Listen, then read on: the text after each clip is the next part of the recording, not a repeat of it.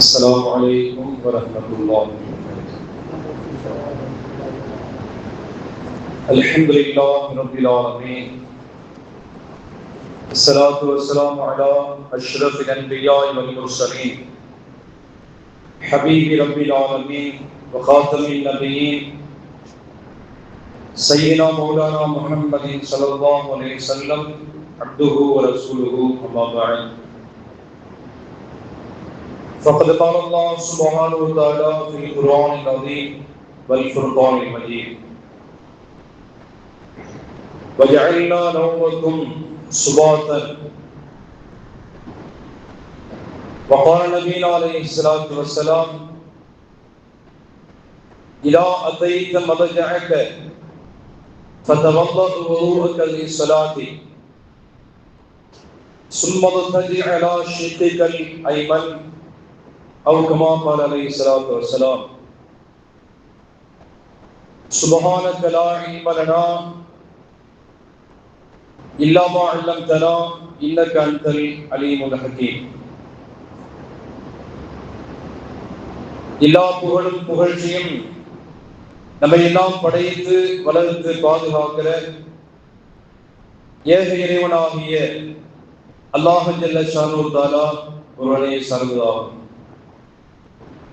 ஸலவாத்தும் ஸலாமும் நம்முடைய உயிரினும் மேலான கண்மணி நாயகம் ஸல்லல்லாஹு அலைஹி வஸல்லம் அன்னவர்கள் மீதும், அன்னவர்களின் பரிசுத்தமான குடும்பத்தார்கள், உத்தம சத்திய சஹாபாக்கள், தாபிஈன்கள், தபஅ தாபிஈன்கள், அக்தாபுகள், அவுலியாக்கள், நாதாக்கள், நல்லோர்கள் மற்றும் உண்டான நம் அனைவர்கள் மீதும் அல்லாஹ்வுடைய கருணையும் சாந்தியும் என்றென்றும் நின்று நிலவட்டுமாக.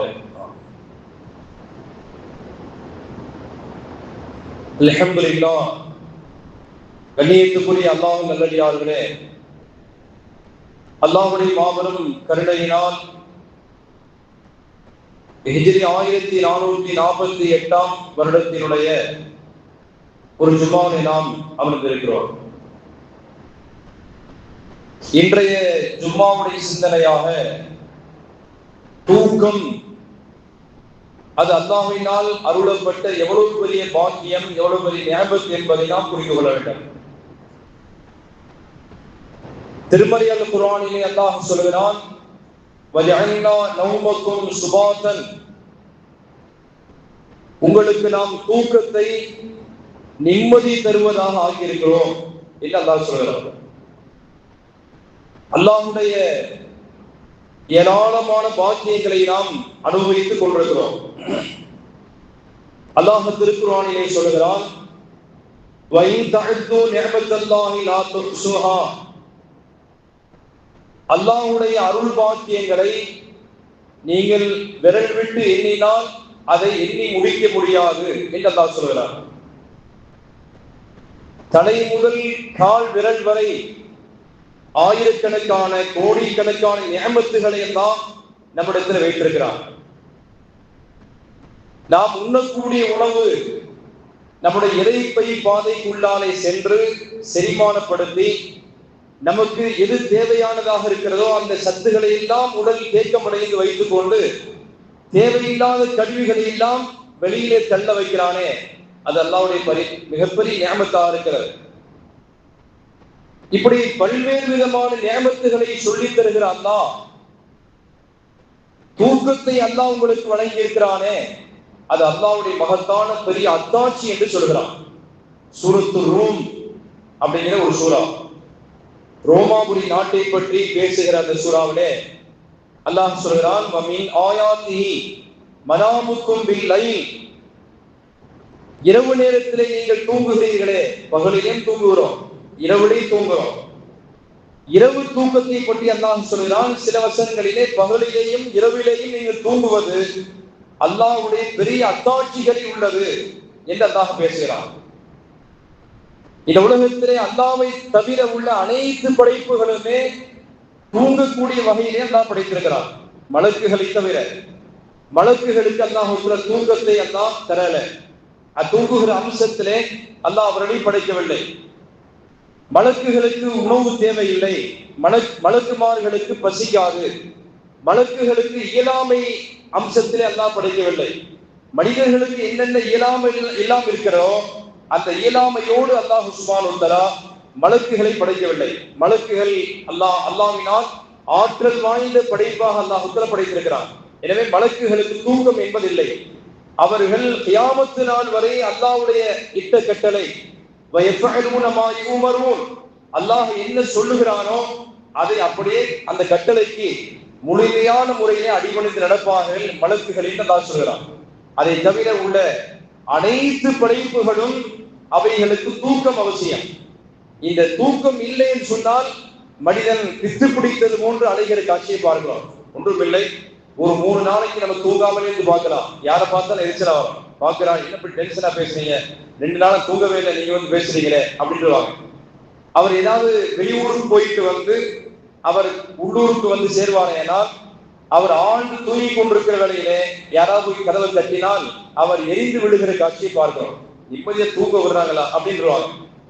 நபி ஸல்லல்லாஹு அலைஹி வஸல்லம் அஸ்-ஸஃபரு கித்அத்து மினல் அஸாபி, நீங்கள் நீண்ட பிரயாணம் செய்கிறீர்களே, நீங்க எந்த கும்போணம் போயிட்டு வர்றதல்ல. 70 மைலை தாண்டி ஒருத்தர் பிரயாணப்படுவாரேனால் ஒரு 100 கிலோமீட்டருக்கு அவர் பயணம் செய்ய வேண்டியிருக்கிறது. திருச்சி வரை அல்லது மதுரைக்கு போறார் அல்லது சென்னை போயிட்டு திரும்பி வர்றார். இதெல்லாம் ஒரு மனுஷனை டயர்ட்னஸாக, அந்த மனிதனை ரொம்பவே டயர்டாக ஆக்கி இயலாமல் ஆக்கி போய்விடுகிறது. நபி ஸல்லல்லாஹு அலைஹி வஸல்லம் இதான் உங்களில் யாராவது பிரயாணம் செய்வீர்களானால் அவர் பிரயாணம் முடிந்த பின்னாலே அவர் தன்னுடைய இல்லத்துக்கு விரைந்து திரும்பிக் கொள்ளட்டும் என்று சொன்னால் வேதனையுடைய ஒரு பகுதியாக இருக்கிறது. விமானத்திலே அவர் வந்தாலும் சரிதான், அவர் வீட்டுக்கு வந்த உடனே நிம்மதியா தூங்குறதுக்கு தான் எதிர்பார்ப்பார். இன்னைக்கு சத்திரே தூங்க விடுங்க அப்படின்றார். அப்ப அந்த களைப்பின் வேலைப்பினாலே என்ன பயணத்திலே அவர் இருந்தாலும் சரிதான், அவர் தூங்கவில்லை என்று சொன்னால் அவர் பைத்தியம் கொடுத்தது மாதிரி ஆகிடுவார். அவருக்கு ஒரு நிம்மதி இருக்காது. அப்ப தூக்கத்தின் மூலியமாக அல்லாஹ் சுப்ஹானஹு வ தஆலா இது பெரிய நிஅமத்தாக கருதுங்கள். இந்த நிஅமத்தை அல்லாஹ் தந்ததற்கு நீங்கள் நன்றி சொல்லுங்கள் என்று அல்லாஹ் சொல்கிறான். எனவேதான் தூங்கி எழுந்த உடனேயே நம்ம அல்லாஹ்வுக்கு நன்றி சொல்கிறோம். அல்ஹம்துலில்லாஹி அல்லதி அஹ்யானா பஅத மா மாத்தனா வ இலைஹி நுஷூர். யா அல்லாஹ் நிம்மதியா எங்களை தூங்க வச்சு, அந்த தூங்குகிற வேளையிலே அல்லாஹும்ம பிஸ்மிக அமூது வஹ்யா அப்படின்னு நம்ம சொல்றோம். நபி ஸல்லல்லாஹு அலைஹி வஸல்லம் தூக்கத்திற்கான ஒழுக்க நெறிமுறைகளை சொல்லிக் கொடுக்கிறார்கள். தூங்குகிற வேளையில அதற்கான துஆக்களை ஓதிக்கொண்டு நம்ம படுக்க வேண்டும். ஸல்லல்லாஹு அலைஹி சொல்லிக் கொடுத்தாங்க, நீங்கள் தூங்க செல்லுகிற வேளையில் இந்த துஆவை ஓதிக்கொள்ளுங்கள். அல்லாஹும்ம பிஸ்மிக, யா அல்லாஹ் உடைய பெயரை கொண்டு அமூது, நான் தூங்குகிறேன் என்று அதற்கு கருத்தர்த்தம் தான். உண்மையிலே அதற்கான தெளிவான அர்த்தம் என்னன்னு சொன்னால், தெளிவான அர்த்தம் தெரிந்தா பல பேர் ஓதவே மாட்டாங்க. அல்லாஹும்ம பிஸ்மிக அமூது, யா அல்லாஹ் உன் பெயர்னாலே இப்ப நான் மௌத்தா போக போறேன், வாஹியா திரும்ப நான் எழுந்திருப்பேன் என்று அல்லாஹ்விடத்தில் வாக்குறுதியை தருகிறார். இப்படியா நம்ம இவ்வளவு காலம் ஓதணும், நம்ம மனசுல உள் மனசுல நினைப்பதை பார்த்தால் இனிமேல் இந்த துஆ பல பேர் ஒரு மாதிரி முடிவு செய்யற மாதிரி தெரியல. ஒரு சகோதரர் அசருக்கு பின்னாடி எப்பவுமே நம்ம ஒரு துஆ ஓதுவோம். அசரு தொழுகைக்கு பின்னாடி நிறைய மௌத்து வரும். அல்லாஹும்ம இன்னா நஸ்அலுக ஆஃபியத்தன் ஃபில் ஜஸதி வ ஸியாதத்தன் பஅதல் மௌத் அப்படின்னு சொல்லிட்டு ஒரு யா அல்லாஹ் மௌத்து நேரத்தில் எங்களுக்கு லேசாக்கி தருவாயாக, மௌத்துக்கு பின்னாடி மன்னிப்பை தருவாயாக என்று அசருக்கு பின்னாடி ஓதப்படுகிற துஆவிலே மௌத்து சம்பந்தமாக மௌத்து நேரத்தில் எங்களுக்கு யாரும் லேசாக்கிதா அப்படிங்கிற பத்தி கேட்போம். இப்படி ஆரம்பத்துல கையை தூக்கி வைத்துக் கொண்டிருக்கக்கூடிய சகோதரர் ஒருத்தர் மௌத்து நடிச்சு கேட்கிறாங்க, அப்படி கீழே வச்சுருவார். இது நமக்கு செட் ஆகாது, மௌத்தை பத்தி கேட்காதீங்க எடுத்துன்றார். அப்ப மரணத்தை யாரும் விரும்புவதற்கு தயாராக இல்லை. ஆனால் நபி ஸல்லல்லாஹு அலைஹி வஸல்லம் தூங்குகிற வேளையிலே அல்லாஹும்ம பிஸ்மிக அமூது வஹ்யா, உன் திருப்பெயரினாலே நான் தூங்குகிறேன் என்று சொல்வதற்கு பகரமாக உன் பெயரை கொண்டு நான் மௌத்தாகிறேன் என்று சொல்லிட்டு தான் அல்லாஹ்விடத்திலே அல்லாஹ் தந்த தூக்கத்திலே நாம் உறங்கிக் கொண்டிருக்கிறோம். காரணம் என்ன சொன்னால், மௌத் என்பது, தூக்கம் என்பது மௌத்தினுடைய பிரதர், சகோதரர் என்று ஸல்லல்லாஹு அலைஹி வஸல்லம் அந்நௌமு அகுல் மௌத்தி, தூக்கம் என்பது இருக்கிறதே அது மரணத்துடைய சகோதரன் என்று ஸல்லல்லாஹு அலைஹி வஸல்லம். ஒரு மௌத்தாகி விட்ட ஒருத்தனுக்கு மையத்து கிடக்கிறது சொன்னால் நம்ம என்ன பேசினாலும் முடியாது. அவர் நம்மை பார்க்க மாட்டார், நம்ம சொல்லுவது அவருக்கு கேட்காது. அவரை கை கால போய் தொட்டு பார்த்தாலும் கூட அந்த மையத்தை எதிர்த்து பேசாது. இதே மாதிரி மையத்து மாதிரி கிடக்கிறாரே அப்படின்னு சொல்லிட்டு தான் அந்த பிஸ்மிக்கு அமூத்து வாகியா என்ற வார்த்தையை நாம் பயன்படுத்துகிறோம். எனவே தூங்குகிற வேளையிலே அதற்கான ஒழுக்க நெறிமுறைகளை ஸல்லல்லாஹு அலைஹி வஸல்லம் நமக்கு சொல்லிக் கொடுக்கிறார்கள். இதா ஆவைத்த மதுஜஅக, நீங்கள் உங்களுடைய தூங்க செல்லக்கூடிய இடத்துக்கு செல்வீர்களானால் ஃபதவல்லஹு வுதுஅக லிஸ்ஸலாஹ், நீங்கள் தொழுகைக்கு ஒழு செய்யறது மாதிரி ஒழு செய்து கொள்ளுங்கள். ஸல்லல்லாஹு அலைஹி சொன்னாங்க, தூங்குகிற ஒரு மனிதன் முதல்ல ஒழு செஞ்சுட்டு தான் தூங்கணும். அது இரவிலே நம்ம இஷா தொழுது போறோம், சாப்பிடுறோம், சில நேரம் அரட்டை அடிக்கிறோம், பிறகு அப்படி ஏதாவது ஒழு முடிஞ்சிருக்கலாம், காற்று பிரிஞ்சிருக்கலாம், அப்படி தூங்க வேண்டாம் என்று ஸல்லல்லாஹு சொன்னாங்க. நீங்கள் தொழுகைக்கு ஒரு மனிதர் எப்படி ஒழு செய்வாரோ அதே மாதிரியாக ஒழு செய்துவிட்டு நீங்கள் தூங்குகிற அந்த பெட்டு விரிப்புக்கு நீங்கள் செல்லுங்கள். அது மட்டுமல்லாமல் அலா ஷித்திக்கல் சும்மல்ஜ அலா ஷித்திக்கல் ஐமன், இதெல்லாம் ஓதி முடிச்சுட்டு நபி ஸல்லல்லாஹு அலைஹி தூங்குகிற வேளையிலே அல்ஹம்து சூரா, ஆயத்துல் குர்சி, குல் ஹுவல்லாஹ், குல் அஊது பிரப்பில் ஃபலக், குல் அஊது பிரப்பின் நாஸ், குல் யா அய்யுஹல் காஃபிரூன், இப்படியான சூறாக்களை ஓதி அதுக்கு பின்னாலே சுப்ஹானல்லாஹ் 33 தடவை ஓதி, அல்ஹம்துலில்லாஹ் 33 தடவை ஓதி, அல்லாஹு அக்பர் 34 தடவை ஓதி, இந்த 100 தஸ்பீஹ்கள் எல்லாம் ஓதி ஸல்லல்லாஹு அலைஹி வஸல்லம் கையில ஊதி கொண்டு தலையிலிருந்து கால் வரை தடை விட்டுட்டு அப்புறம் தான் படுப்பாங்க. ஹதீஸ்ல இருக்கிறது.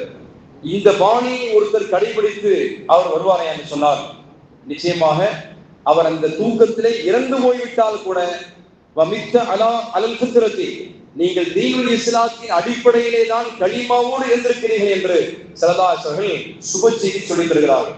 எனவே தூங்குகிற வேளையில் அதற்கான ஒழுக்க நெறிமுறைகளை நாம் பேணி தூங்க வேண்டும். நபி ஸல்லல்லாஹு அலைஹி வஸல்லம் உங்களுடைய தூங்கக்கூடிய அந்த பெட்டு விரிப்பிட பாயில நீங்க அமர்ந்து தூங்குறதுக்கு தயாராகிட்டால் இதெல்லாம் ஓதி முடிச்சுட்டு இன்னொரு துவாவை ஸல்லல்லாஹு அலைஹி வஸல்லம் கற்றுக் கொடுக்கிறார்கள். எல்லாம் நான் தூங்க போறேன், ஒருவேளை இந்த தூக்கத்துல மௌத்தாகிட்டால், யா அல்லாஹ் இந்த தூக்கம் என்பது மௌத்துக்கு சமமானதுதான், இந்த தூக்கத்திலே நான் மரணம் அடைந்து விட்டேன் சொன்னால் என் காரியத்தை நீதான் உன்னிடத்திலே நான் ஒப்படைக்கிறேன் அப்படின்னு ஸல்லல்லாஹு அலைஹி சொல்வார்கள். அல்லாஹும்ம அஸ்லம்து நஃப்ஸி இலைக்க, யா அல்லாஹ் என்னுடைய ஆத்மாவை என்னை நான் உன்னிடத்திலே ஒப்படைக்கிறேன். வவஜ்ஜஹது வஜ்ஹி இலைக்க, என் முகத்தை உன் பக்கம் நான் திருப்பி விட்டேன். வஃபவ்வல்து அம்ரி இலைக்க, என் காரியத்தை உன் வசத்திலே நான் ஒப்படைத்து விட்டேன்.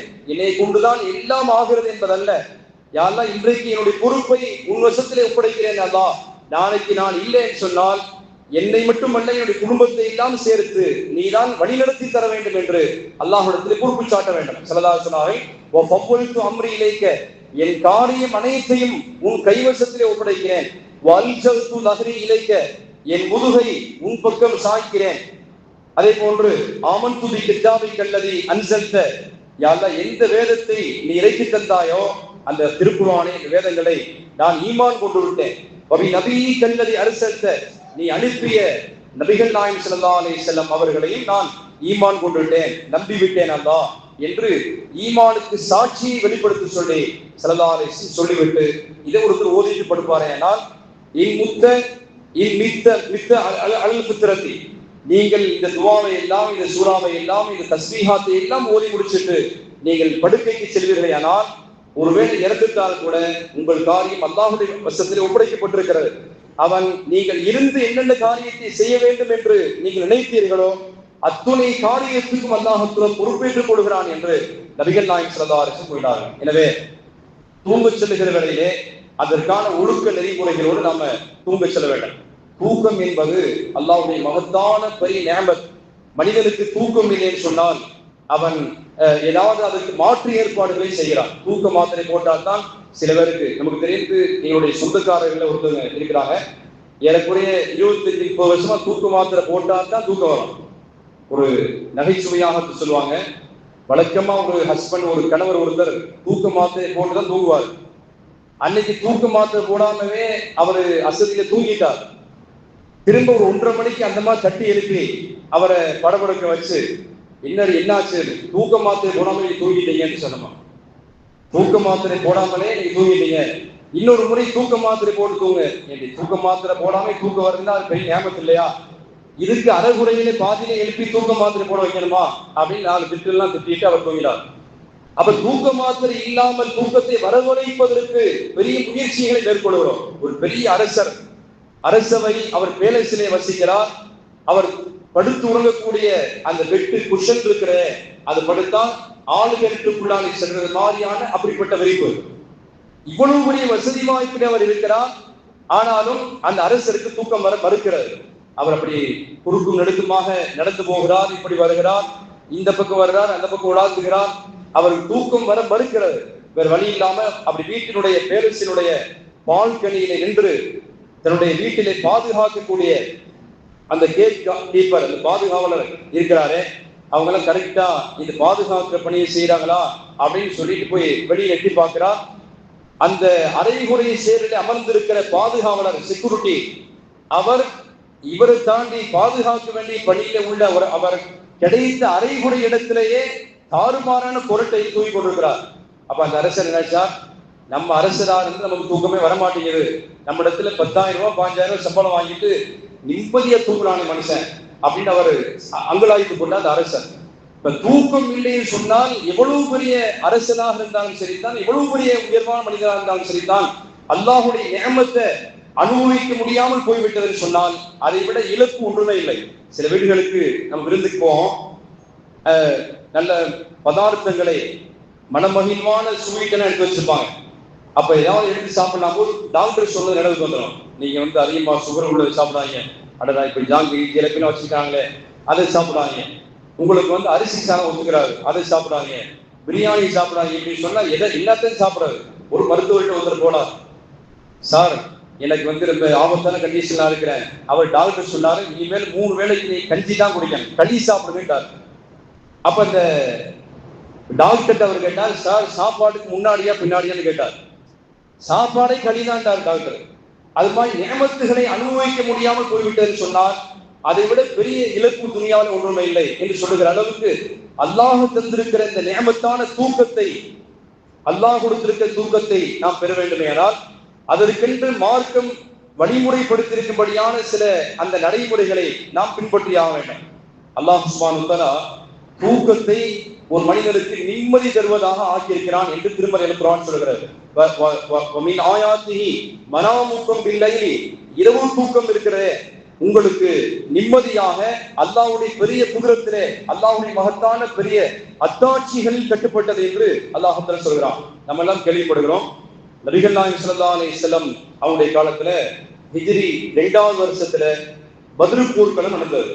பத்ர் போரை சந்திக்க வேண்டிய நிலைமை ஸல்லல்லாஹு அலைஹி வஸல்லம் அவர்களுக்கும் சஹாபாக்களுக்கும் எதிரணியிலே மக்காவிலிருந்து 1000க்கும் மேற்பட்ட குறைஷிகள் படை புறப்பட்டு வருகிறார்கள். பத்ர் மைதானத்திலே ரமலான் பிறை 17 அன்று அந்த பத்ர் போரை சந்திக்கிறார்கள் ஸல்லல்லாஹு அலைஹி வஸல்லம். அதிகாலையில சஹாபாக்கள் எல்லாம் உறுதி வாளோடு நிற்கிறார்கள். கொஞ்சம் பதட்டம், சஹாபாக்கள் கையால கொஞ்சம் உதறுது. எதிரணியில 1000 பேர் நிற்கிறாங்க. அவங்களை பார்த்திருந்து சஹாபாக்களுக்கு கொஞ்சம் உதறல் ஏற்பட்டது. இந்த உதறலை, இந்த கஷ்டத்தை போக்குவதற்காக வேண்டிய இந்த கவலையை போக்க வேண்டும் என்று சொன்னால் அந்த சஹாபாக்களுக்கு அல்லாஹ் தூக்கத்தை தர வேண்டும். தூங்குறதுக்கு நேரம் இல்லை. அல்லாஹ் என்ன செய்தான் என்று சொன்னால், அமனத்தன், உங்களுக்கு நிம்மதி தரும் பொருட்டு மன உளைச்சலிருந்து நீங்க தப்பிப்பதற்காக வேண்டி நீங்கள் நின்ற நிலையிலேயே அல்லாஹ் உங்களை தூங்க வைத்தான் என்று திருக்குர்ஆன் சொல்கிறது. அத்துணை சஹாபாக்களும் 313 சஹாபாக்களையும் நின்று கொண்டிருக்கிற வேளையிலே, நின்ற நிலையிலேயே, படுக்கிறதுக்கெல்லாம் இடம் இல்லை, நிப்பாட்டி அல்லாஹ் தஆலா அவர்களை உறங்க வைத்தான். சில சஹாபாக்கள் சொன்னாங்க, கையில நான் உருவிய வாளை வைத்திருந்தேன், என் கையிலிருந்து வாள் உருவி தவறி போய் பூமியில விழுந்தது. அப்ப விழுந்த பின்னாலேதான் நான் சுதாரித்து எடுத்தேன். அதுக்கிடையில என்ன நடந்துச்சுன்னு தெரியல. அந்த ஒரு சில மணித்துளிகளுக்குள்ளாலே நின்ற நிலையிலே ஏற்படுத்தி அல்லாஹ்வுடைய தூக்கம் இருக்கிற அவர்களுக்கு புது உற்சாகத்தை உள்ளத்துக்குள்ளாலே பிறப்பித்தது. அதனால உற்சாகத்தோடு போரிட்டு அந்த பத்ர் மைதானத்திலே 1000 எதிரிகளையும் ஓடோட அரித்து துரத்தினார்கள், வெற்றி வாகை சூடினார்கள் என்று திருமறையில குர்ஆன் சொல்கிறது. தூக்கம் இருக்கிற மன உளைச்சலில் இருந்து ஒரு மனிதன் தப்பிக்க வேண்டும் என்று சொன்னார், ஒரு மனிதனுக்கு நிம்மதி ஏற்பட வேண்டுமேயானால் அவனுக்கு தூக்கம் அவசியம் என்பதை இந்த வசனம் நமக்கு உணர்த்தி காட்டுகிறது. நம்ம எல்லாம் கேள்விப்படுகிறோம், நபி ஸல்லல்லாஹு அலைஹி சொன்னாங்க, ஒரு மையத் இந்த உலகத்திலிருந்து ரூஹு பிரியப்பட்ட வேதனையில் இருக்கும். அதனால்தான் அந்த மையத்தினுடைய அறைகூவல் இருக்கிற, மையத்து சொல்லுகிற சப்தம் இருக்கிற நம்மளே காதிலே யாருக்கும் விழுகாது. அவ்வளவு ரகசியமாக அந்த சப்தத்தை மனிதர்களையும் ஜின்களையும் தவிர ஏனைய அனைத்து பிராணிகளும் கபர்வாசிகளுடைய அந்த அலறல் சப்தத்தை அவர்கள் விடக்கூடிய அந்த ஓலமிடுதலை எல்லாம் கேட்கிறது என்று ஸல்லல்லாஹு அலைஹி சொன்னார்கள். அந்த மையத்து அது ரூஹு பிரியப்பட்ட பின்னாலே குளிப்பாட்டுகிற வேளையிலே மையத்து பேசுகிறது, ரூஹு உரியப்பட்டதினாலே நான் வேதனையில் இருக்கிறேன், என் மீது கடுமையான சுடுதல் நீரினாலே குளிப்பாட்டி விட வேண்டாம், கடுமையான குளிர் நீரினை குளிப்பாட்டினாருங்க, வெது வெதுப்பான நன்னீரினை குளிப்பாட்டுங்கள் என்று அந்த மையத்து பேசுவதாக ஸல்லல்லாஹு அலைஹி சொன்னார்கள். அது கப்பனிடுகிற வேளையிலே மையத்து சொல்கிறது, இன்றைக்கு தான் நான் கடைசியாக துனியாவை விட்டு விடைபெறுகிறேன், இதற்கு மேல மீண்டும் நான் துனியாவை விட்டு துனியாவுக்கு திரும்ப மாட்டேன், என் முகத்தை கொஞ்சம் தாமதித்து மூடுங்கள், எல்லாரும் பார்த்து கொள்ளட்டும். அது சக்கராத்து அந்த மையத்தை மூடி தூக்கி செல்கிற வேளையிலே, ஜமாத்தார்களே என் மனைவி மக்களை எல்லாம் நான் விட்டு செல்கிறேன், உங்கள் வசம் நான் ஒப்படைக்கிறேன், அவர்களுக்கு தொந்தரவு செய்யாதீர்கள் என்றெல்லாம் அந்த மையத்து சொல்லுகிற அசரீரி சப்தத்தை மனிதன் கேட்பானேயானால் அவன் மயக்கமுற்று அவன் மீண்டு விடுவான் என்று ஸல்லல்லாஹு அலைஹி ஹதீஸில் சொன்னான். இப்படியே கொண்டு போய் ஜனாஸா தொழுகை நிறைவு பெற்று கபரிலே வச்ச பின்னாலே இரண்டு மலக்குகள் வருகிறார்கள், அஸ்வதானி அஸ்ரதானி. ஸல்லல்லாஹு அலைஹி சொன்னார்கள், அந்த மலக்குகளுடைய உடல் கண்ணங்கரேர் என்ற பார்ப்பதற்கே பயமுறுத்தாட்டக்கூடிய வகையில் இருக்கும். அஸ்ரதானி, அந்த இரண்டு மலக்குகளுடைய கண்களும் நீளம் பூத்த கண்ணில் இருக்கும். குஜால சொட்டு நீளத்தை போட்டா இப்படி இருக்குமோ அது மாதிரி கண்களிலே ஊதா கண்ணில் இப்படிப்பட்டவெல்லாம் வருவார்கள். அந்த மலக்கு வந்து இந்த மையத்தை எழுப்பி கேள்வி கேட்பார்கள். மன்ற புக்க உன்னுடைய இறைவன் யார்? அவர் தீன்தாரியாக இருந்தால் ரப்பி அல்லாஹ், என்னை படைத்த இறைவன், எனக்கு ரிசுக்கு தந்தவன், என்னை துனியாவில் வாழ வச்சவன் அல்லாஹ் என்று பதில் சொல்வார். வமா தீனுக்க, நீ ஏற்று வாழ்ந்த மார்க்கம் எது என்ற இரண்டாவது கேள்விக்கு தீனி அல் இஸ்லாம், நான் ஏற்ற மார்க்கம் தீனுல் இஸ்லாம் தான் என்று பதில் சொல்வார். வமன் நபியுக்க, உங்களுக்கு நல்லதை சொல்ல வந்த இறை தூதர் யார் என்ற கேள்விக்கு நபீனா முஹம்மது ஸல்லல்லாஹு அலைஹி வஸல்லம், எங்களுக்கு நேர்வழி காட்ட வந்தவர்கள் ஸல்லல்லாஹு அலைஹி வஸல்லம் என்று சொல்லி முடித்த பின்னாலே அல்லாஹ்வுடைய அந்த அசரீரி சப்தம் கேட்கும். அந்த மலக்கு சொல்வார், நம் நௌமத்தில் அரூஸ், நீங்கள் கியாமத்து நாள் வரை பாக்கி உள்ள மக்கள் எல்லாம் மௌத்தாக வேண்டி இருக்கிறது, நீங்க இந்த டேட்டில் நீங்க வந்துட்டீங்க, அதனால மறுமை ஏற்படுவதற்கு முன்பதாக அது வரைக்கும் நீங்கள் புது மாப்பிள்ளை உறங்குவது போன்று உறங்குங்கள் என்று தூக்கத்தை தான் அல்லாஹ் பரிசாக தருகிறான். தூக்கம் ஒன்றுதான் பதட்டத்தை கணிக்கிறது என்பதாக அந்த ஹதீஸ் சொல்லுகிறது. எதனால புது மாப்பிள்ளை மாறி தூங்குங்கள் என்று சொல்லப்படும் என்று சொன்னால், இந்த உலகத்தில் எல்லாருமே ஒரு நேரத்தில் டிஸ்டர்ப் பண்ணுவாங்க. அந்த தம்பதிகளை புது மாப்பிள்ளை மட்டும்தான் அவர்களுக்கு, அந்த புது மாப்பிள்ளையாக இருக்கிறாரே மணமகளா இருக்கக்கூடிய அந்த புது பெண்ணுக்கு கூட அதிகாலை எதிர்த்து நீங்க வெள்ளனா குளிச்சுட்டு டீனா போட்டு கொடுத்துருமான்னு சொல்லிடுவாங்க. மணமகளுக்கு கூட ஒரு டிஸ்டர்ப் இருக்கிறது. ஆனா மாப்பிள்ளை போய் யாரு தட்டி எழுப்பி மணி 8 மணி ஆகி சேர்ந்துருங்க அப்படின்னு சொல்ல மாட்டாங்க. பெண் மாப்பிள்ளை இருக்கக்கூடிய அந்த அறைக்குள்ளாலே சின்ன பசங்க ஓடினால் கூட இங்க வாப்பா, அங்க வந்து பொண்ணு மாப்பிள்ளை தங்கியிருக்கிறாங்க போகாத என்று அந்த பொண்ணு மாப்பிள்ளைக்காக வேண்டி யாரும் தொந்தரவு செய்யாத வகையிலே நாம் ஏற்பாடு செய்து தருகிறோமே, இதே போன்று எந்த விதமான இடையூறுகளும் இல்லாத நீ புது மாப்பிள்ளை போன்று நீ உறங்குவாயா என்று அந்த கபராளிக்கு அல்லாஹ்வுடைய அந்த சுப செய்தி சொல்லப்படுகிறது என்பதை ஹதீஸ்களை பார்க்கிறோம். அல்லாஹ் தருகிற கபராளிக்கு தருகிற அன்பளிப்பிலே பெரிய அன்பளிப்பு அவர் கவலை மறக்க அவருக்கு உண்டான தூக்கம் தான் என்று ஸல்லல்லாஹு அலைஹி சொன்னாங்க. அவருடைய கபரிலே சுவனத்தினுடைய பட்டாடையை கீழே விரியுங்கள் என்று அல்லாஹ் சொல்வான். நிம்மதியாக அவர் கியாமத்து நாள் வரை தூங்கிக் கொண்டிருப்பார் என்று நபிகள் நாயகம் ஸல்லல்லாஹு அலைஹி சொன்னார்கள். சில சஹாபாக்கள் வந்து நபி ஸல்லல்லாஹு அலைஹி வஸல்லம் வீட்டில் வந்து கேட்டாங்க. அப்துல்லாஹ் இப்னு அம்ர் இப்னு ஆஸ் அப்படிங்கிற ஒரு நபி தோழர், ஒரு சஹாபி. அவர் நோன்பு வைக்கிறதுல ரொம்ப தீவிரமான ரசிகர். நோன்புன்னா அவருக்கு ரொம்ப பிரியம். அவர் எதற்கெடுத்தால் நோன்பு வைத்துக் கொண்டே இருந்தார். அப்ப அவருடைய தகப்பனார் அம்ர் இப்னு ஆஸ் ரலியல்லாஹு அன்ஹு, அவருக்கு முதல் திருமணம் நடந்திருக்கிறது, வாலிபராக இளைஞராக இருக்கிறார். அப்ப தன்னுடைய தகப்பனார் அம்ர் இப்னு ஆஸ் அவர்கள் பெருமானார் ஸல்லல்லாஹு அலைஹி வஸல்லம் இடத்துல, என் மகன் அப்துல்லா அவருக்கு இப்ப சமீபத்தில் திருமணம் நடந்திருக்கிறது, யார் சொல்லலாம், எப்பொழுது பார்த்தாலும் அவர் நோன்பு வைத்துக் கொண்டே இருக்கிறார், இரவு காலம் எல்லாம் நின்று வணங்கிக் கொண்டே இருக்கிறார், இதெல்லாம் புது மாப்பிள்ளைக்கு நல்லதா அப்படிங்கிற மாதிரி ஸல்லல்லாஹு அலைஹி வஸல்லம் இடத்திலே வந்து புகார் தெரிவிக்கிறார். நபி ஸல்லல்லாஹு அலைஹி வஸல்லம் அந்த அப்துல்லாவை அழைத்து வர சொல்லுங்கன்றார். அவர் வந்து முன்னிலையில நிறுத்தாட்டப்படுகிறார். பெருமானார் ஸல்லல்லாஹு அலைஹி வஸல்லம் கேட்டாங்க, ஏன் இப்படி இந்த மாதிரி செய்யுங்க, இபாதத் மூழ்கி போறீங்களே, நிறைய கடமைகள் இருக்கிறதே, யார சொல்ல இந்த நோன்பு வைக்கிறது ரொம்ப ஆர்வமான ஆள், அதனால என்னால் நோன்பு எல்லாம் வைக்காம இருக்க முடியாதுன்றார்.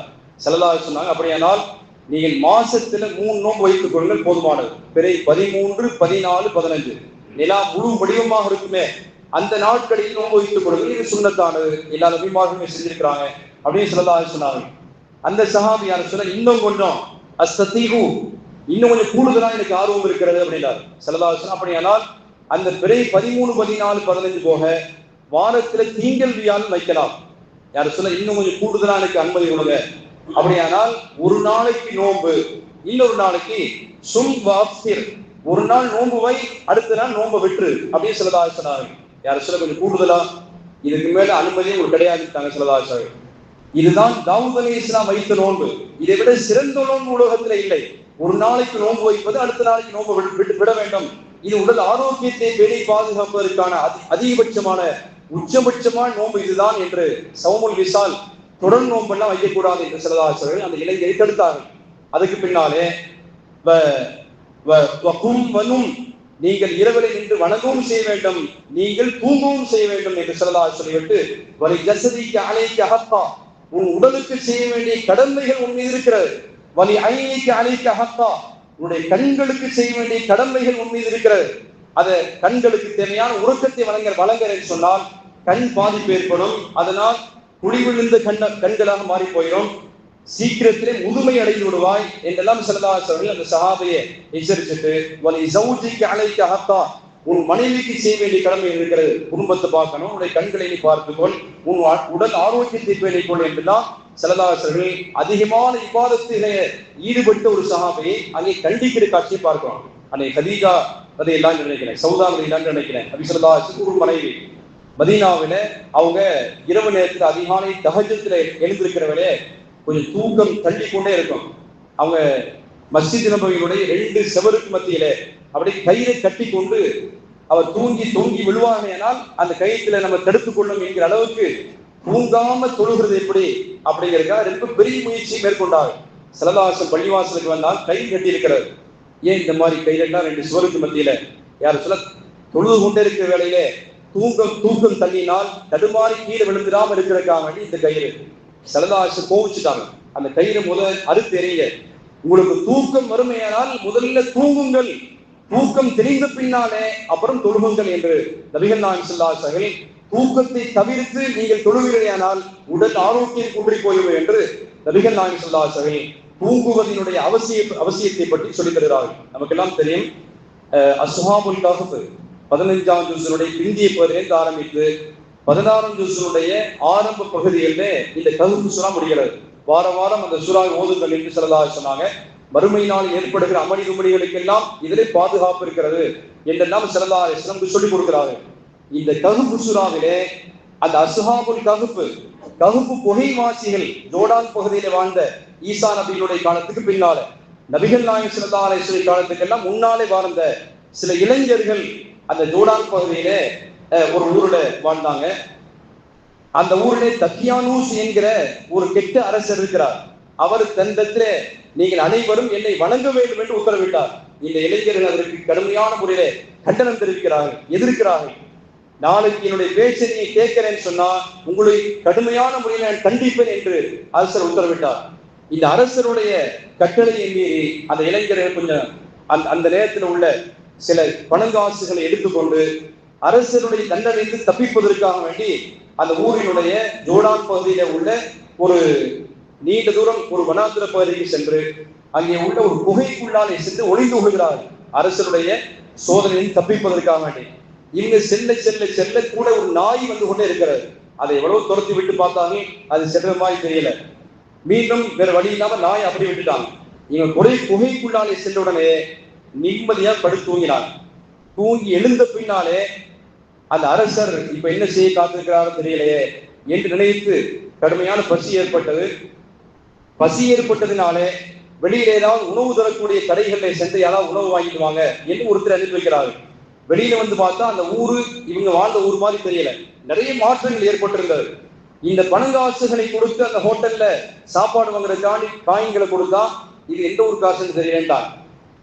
பெரிய மாற்றத்துக்கு பின்னாலே கடைசியில் அவர்களுக்கு புரிகிறது, நம்ம தூங்கியது ஒரு நாள் அல்ல, 300 வருஷத்துக்கு மேல தூங்கி இருக்கிறோம் என்கிற தகவல் அப்பதான் அவனுக்கு தெரிகிறது. அல்லாஹ் திருமறை குர்ஆனிலே இந்த அதிசய தூக்கத்தை பற்றி அல்லாஹ் சொல்கிறான். அவர்களுக்கு நாம் தூக்கத்தை எந்த அளவு கொடுத்தோம் என்று சொன்னால் 309 ஆண்டுகள் அவர்களை தூங்க வைத்தோம். அவங்களுடைய பதட்டத்தை தணிப்பதற்காக வேண்டி அந்த அரசருடைய காலம் எல்லாம் முடிஞ்சு அதுக்கு பின்னால பல்வேறு விதமான தலைமுறைகள் வந்து விட்டது. ஏறக்குறைய 6-7 தலைமுறைகள் வந்து விட்டது. அதுவரை அல்லாஹ் அவர்களை தூங்க செய்தான். சூரியனுடைய வெளிச்சம் படுகிறது, ஆனாலும் அவர்கள் தூங்கிக் கொண்டே இருந்தார்கள். அந்த பதட்டத்தின் நேரத்தில் ஒரு மனிதனுக்கு கிடைக்கிற பெரிய ஒரு நிஅமத் அருள் கொடை என்னன்னு சொன்னால் அது தூக்கம்தான் என்று நபிகள் நாயகம் ஸல்லல்லாஹு அலைஹி வஸல்லம் சொன்னார்கள். ஒரே ஒரு செய்தி நான் சொல்லி நிறைவு செய்ய ஆசைப்படுகிறேன். சஹாபாக்கள் கேட்டாங்க, யார் சொல்லுதா, சுவர்க்கத்துல சுவர்க்கவாதிகள் தூங்குவார்களா அப்படின்னு கேட்டாங்க. ஸல்லல்லாஹு அலைஹி வஸல்லம் சொன்னாங்க, சுவர்க்கத்துல சுவர்க்கவாதிகள் தூங்க மாட்டாங்க. தூக்கம் என்பது மௌத்தினுடைய சகோதரன் அப்படிங்கிறதுனால நிஅமத்துகளை அனுபவிக்க வேண்டிய அந்த இடத்துல நிச்சயமாக சுவர்க்கவாதிகளுக்கு வஹுலுல் ஜன்னா லா யனாமூன், சுவர்க்கவாதிகளுக்கு தூக்கம் எல்லாம் இல்லை என்று ஸல்லல்லாஹு அலைஹி சொல்லிவிட்டு, இந்த உலகத்தில் ஒரு மனிதனுக்கு எதையெல்லாம் அசூசையாக நினைக்கிறோமோ, உதாரணமாக சளி சிந்துவது, மலஜலம் கழிப்பது, தொழுகை இல்லாமல் ஆகக்கூடிய பெண்கள், இப்படிப்பட்ட எதையெல்லாம் துனியாவில் மனிதன் அசுத்தமாக நினைக்கிறானோ இப்படிப்பட்ட அசுத்தங்களில் எவைகளும் சுவர்க்கத்தில் இருக்காது என்று, தூக்கமும் சுவர்க்கவாதிகளுக்கு இல்லை, அவர்கள் நியமத்துகளை எல்லாம் பெற்று அனுபவித்துக் கொண்டிருப்பார்கள் என்று ஸல்லல்லாஹு அலைஹி வஸல்லம். எனவே துனியாவுல அல்லாஹ் தந்த நியமத்தாக இருக்கக்கூடிய மகத்தான தூக்கம் என்ற நியமத்துக்கு அல்லாஹ்விடத்திலே நன்றி சொல்லி, தூக்கத்தை மட்டுமல்ல இது மாதிரி கோடான ஒரு நியமத்தை தந்த அல்லாஹ்வுக்கு நாம் நன்றியோடு நடந்து கொள்கிற நற்பாக்கியத்தை அல்லாஹ் நமக்கு வழங்கிடுவானாக. வாஹி தவானா அல்ஹம்துலில்லாஹி ரப்பில் ஆலமீன். அஸ்ஸலாமு அலைக்கும் வரஹ்மத்துல்லாஹி வபரகாத்துஹு.